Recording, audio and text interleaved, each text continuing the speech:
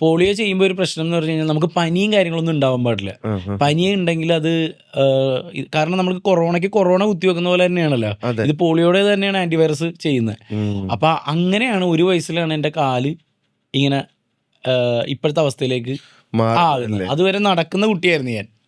അമ്മച്ചി എപ്പോഴും പറയും, അമ്മച്ചി ഇങ്ങനെ എടുത്ത് വെക്കുമ്പോൾ അമ്മച്ചിയുടെ ചവിട്ടുന്ന കാര്യം അമ്മച്ചി എപ്പോഴും പറയും. കാരണം എൻ്റെ കൂടെ എൻ്റെ ഒരു കൂട്ടുകാരനുണ്ട് ബിനീഷ് എന്ന് പറഞ്ഞിട്ട്, അവനെയും കൊണ്ടുവന്നു. അവനും ഇതേ മരുന്ന് തന്നെ കൊടുത്തു, അവനൊരു കുഴപ്പമില്ല ഇതുവരെ. മരുന്നിന്റെ ഫോൾട്ടല്ല, ആ സമയത്ത് നമ്മുടെ ഹെൽത്ത് ഇഷ്യൂ ഒക്കെ ആണെങ്കിൽ പനിയുള്ളപ്പോൾ എടുക്കരുതെന്നൊക്കെ പറഞ്ഞിട്ടുണ്ടെന്ന് പിന്നീട് ഞാൻ അതറിഞ്ഞു.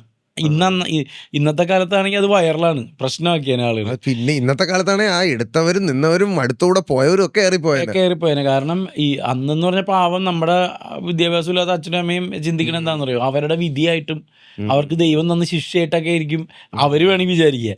ഞാൻ പിന്നീട് അത് ആലോചിച്ചിട്ടുണ്ട്. അങ്ങനെയൊക്കെ സംഭവിക്കുമ്പോൾ അവരൊക്കെ ഒരുപാട് വിഷമിച്ചു. അത് ജീവിതാവസാനം മുഴുവനല്ലടാ അവരുടെ വേദന. ഇപ്പം നമ്മളിവിടെ നിന്ന് ഇരിക്കുമ്പോഴും അമ്മച്ചി ഇപ്പം വീട്ടിലുണ്ടെങ്കിൽ അമ്മച്ചി ചിന്തിക്കണം അവന് കാലുവേദന ഉണ്ടാവുമോ എന്നുള്ള ഈ വേദന.